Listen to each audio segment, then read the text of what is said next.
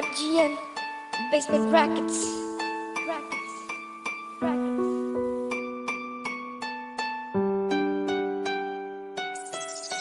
Doble ANS en el beat.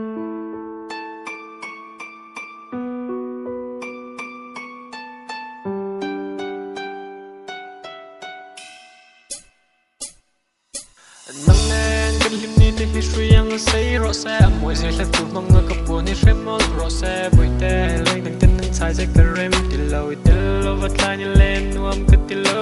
tuat ti am ko chang te hian nuam ti in no ko ron wang pian han ti am to ila in nei ti am tu kan khen don chiang ko nu ne na kan lom tu ka lim na ni ya ka cha ka ti na ni cha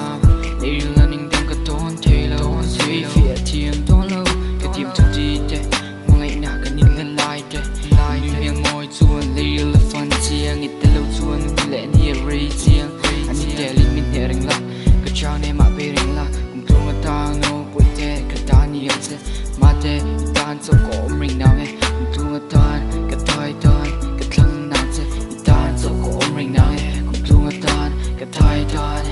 ka thlang na che nang nen kan lim ni te history yang say ro se amoi se la tu mang ka pu ni shemol ro se boi te leng dang ten nan sai se ka rem ti lo vat lai ni len nuam ka ti lo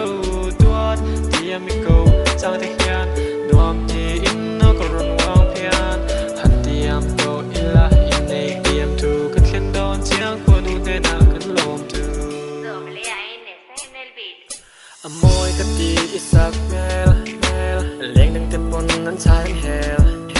an dem lo amoi ai pian mang aming pon ka kau palo kau nan tuat ka fang sur no room pon is second pan ni in kan kom ka lung len zo sai na tran em man min pom ka ta na tung trai fo hung sual ka dai pon len dun ka chak na chuan min ne zo a kieng a ko om lo chun ka ru ru mang zova la tha ni si lo hi chet te pula ka chuang in moi je la tu mang a pung in ni boya ka kwa listen ko ta ka thlang na che